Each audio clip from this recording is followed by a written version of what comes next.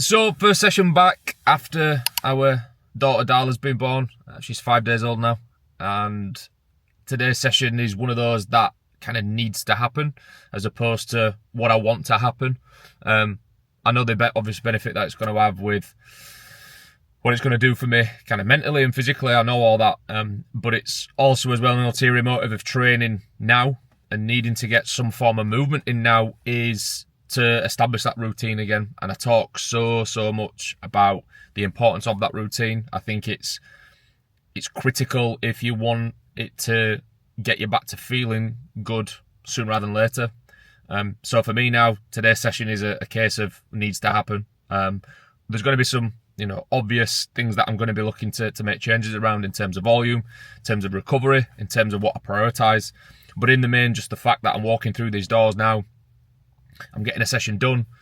I feel like I've, got credit in the bank now with, getting back to routine sooner again rather than later is going to do me the world of good. Is going to do Brooke and Sienna and Darla the world of good because, again, I'm going to be able to be more present as a dad. I'm going to be carrying less stress. I'm going to have more focus. We're going to be more productive. All the good stuff in between that. So, yeah, it's one of those where it's very easy to be, it's selfish to be training. It's, you're prioritising you. You're a dad. Surely you should be at home and with the kids and helping your missus. Listen, all that's being boxed off, believe you me. Getting up earlier, going to bed that little later, getting things done when the kids are asleep or, when Brooke might not need me as much. And this is that pocket of time now, just before lunchtime now, and I need to get it done. This session needs to happen within this kind of small window of time that I have. And then as soon as I finish the session, I'm straight back to being dad, being husband and being coach. So yeah, don't see prioritizing yourself as a bad thing, as being selfish, as taking time and energy away from your family.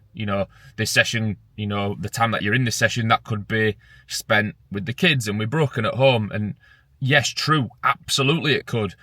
But you've also then got to think, right, well, if I'm not prioritising myself, if I'm, neglecting my health, if it's having an impact on me physically, mentally, emotionally, surely that's going to have more of an impact on my family and my business than if I just pummeled every hour God sends into those things. So, yeah, I say this a lot to clients. There's this assumption that whenever you prioritise you, whether it is a training session, whether it is going for a walk, whether it is taking time out of your day to do something for you, some form of self-care, whatever, that it's a selfish act, that you're neglecting everybody around you. And I'd really argue that.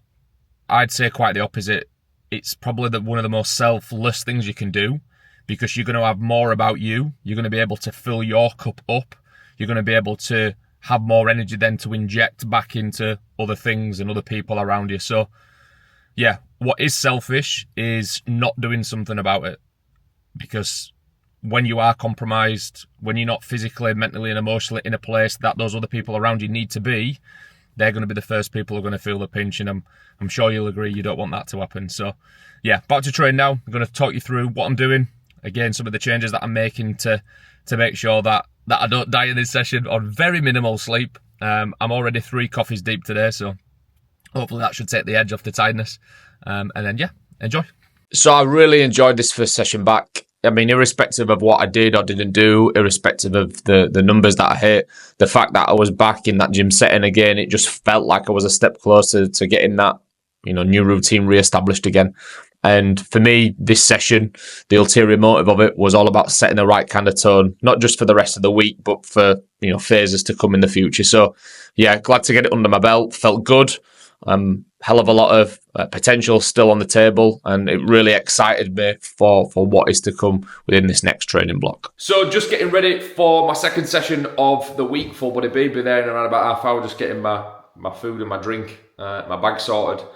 And it's the same kind of focus and approach as to what I took on Monday in today's session, which is making a few adjustments around my expectations going into the session. So reducing volume, giving myself longer rest, reducing my actual exercises or the total amount of exercise that I'm doing. Also as well, training time. So it's just gone 12:15 now. For those of you who follow me on Instagram know I am very much an early bird. I like to be kind of in and out and back home for around about 6:30. So, this is training time for me is quite unusual, but what's the alternative? At the moment, that time that I used to train is just not a thing. It's just, I can see there's more reasons why it won't be realistic at the moment than why it can be. The ideal in a few weeks or even months time is to actually get back to training then, to be giving Darla her first feed around about 4 o'clock and then putting her down, then heading straight to the gym and then being back before Brooke and the kids wake up, so then I can be present and help Brooke in the morning and spend time with the family as well, more importantly. And this is the whole idea that I want you guys to really buy into is if you've got responsibilities right now, if you're a parent, if you've got people depending on you, you can't have it all your own way. You can't just be like, oh, right, well, I can't be bothered. All right, sweet. But then get ready for those around you to feel the pinch of you not addressing your health, of the mental and physical and emotional implications that's going to have. Because that's the ulterior motive as to why I do what I do, why I train when I train, why I like to be as consistent as I am. Yes, I've got my own personal goals and aspirations that I want to achieve, but ultimately, I want Brooke and my kids to win.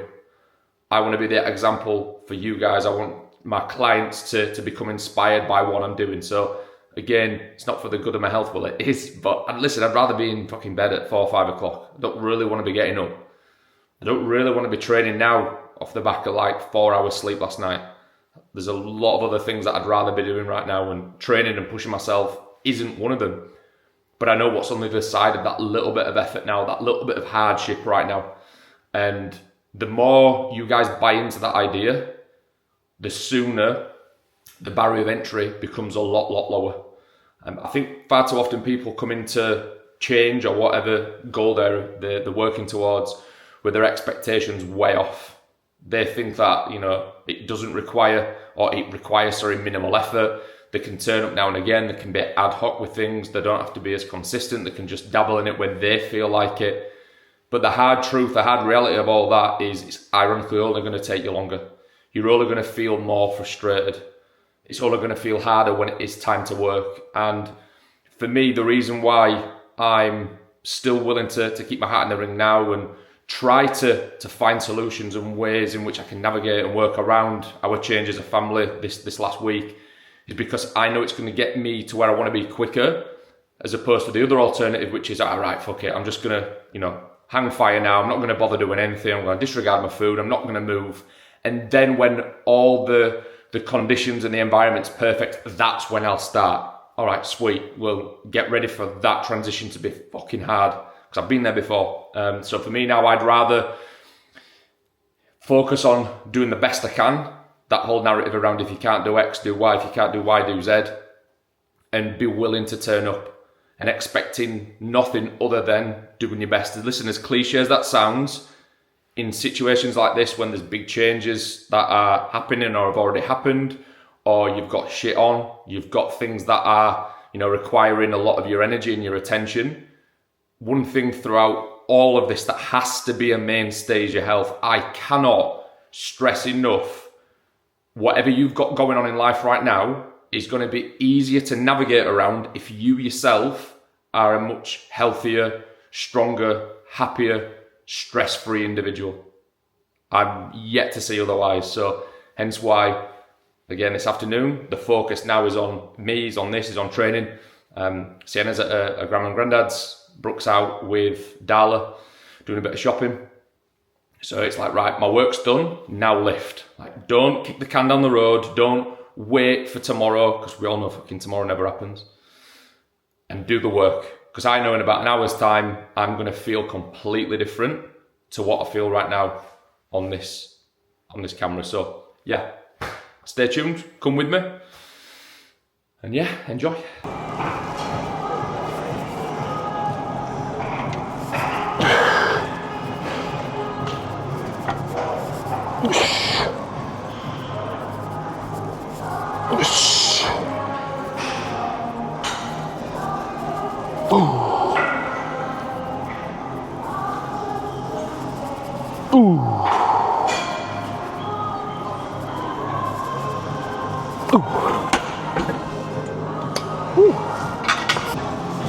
couple of things I'm doing then during this kind of return is, one, reducing my overall sets.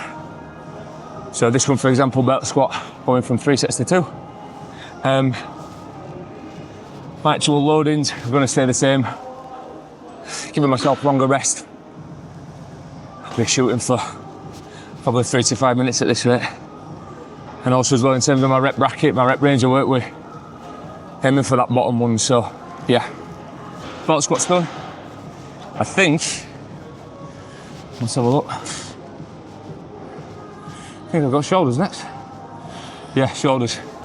So same approach, reducing sets, holding my previous week's weight, and then aiming for that bottom end of the rep range with that little longer recovery in between.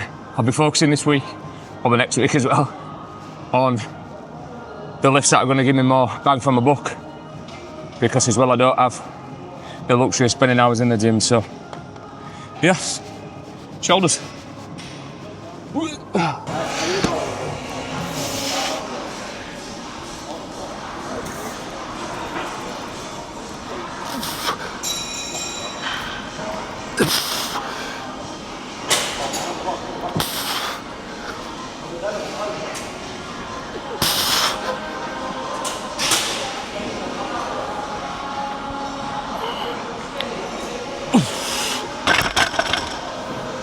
Ooh.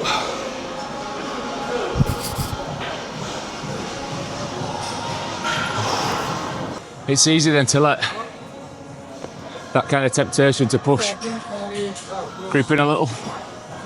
I know today pushing this movement and this session in general is not going to be a smart move. So yeah, picking your battles, understanding why you probably need to be a little more reserved. What it's going to do in terms of boding well for you down the line. So yeah, never got a bit giddy there. So another benefit of actually having a plan, aside from progression and being able to predict progression much easier and efficiently, is making sure then that these earlier sessions coming back, I don't overdo it. So I've got that reference to work from. I know that my numbers probably 2 weeks ago, I can't exceed them. So I've got that little bit of a buffer now to know to work in, whereas if I were just, you know, seeing what piece of kit were free or seeing how I got on and just doing kind of something to note, there's a higher risk of me doing too much, and that's obviously not going to be good for me right now when recovery-wise I'm not where I want to be yet. So yeah, another benefit of having a plan is it's a good reference point, it's a good marker to work from.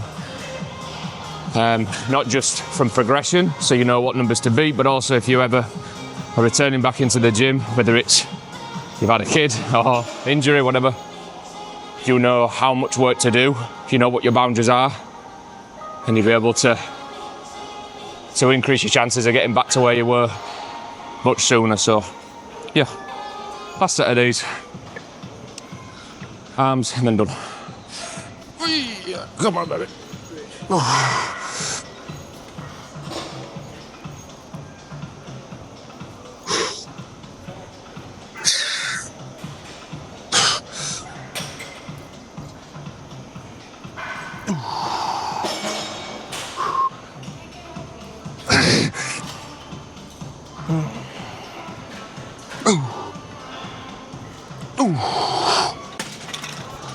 So that is the first week of training done since Darla.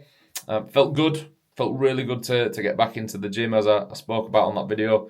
Just the fact that, you know, walking through those doors, irrespective of what I actually did during the sessions, i.e. the numbers, the reps, the exercises, the sets, doesn't matter about that. The biggest win for me was feeling like I was closer to getting back to a routine again. And sure, I could have waited another week, another fortnight, another month. But from my experience, prolonging the inevitable is only going to make that transition much harder. And I'm very much a creature of habit. I feel better when I'm in routine. I feel I'm more productive. And as a result, you know, everything and everyone around me wins. So that's always been the ulterior motive for me, especially on this first first week back, it was a case of it needed to get done. That was the driving force behind, getting me back so what you'd deem as soon. So yeah, all the good stuff. Like, share, subscribe this video. I'm going to be doing a lot more of these kind of behind the scenes as to what I'm doing, how I'm navigating dad life as a dad of two now, what we do as a family, how I incorporate my training, my diet, and amongst all of that. And as ever, if you guys can take any ounce of inspiration, it really makes videos like this all worthwhile. So yeah, until next time, stay tuned. I'll speak to you soon.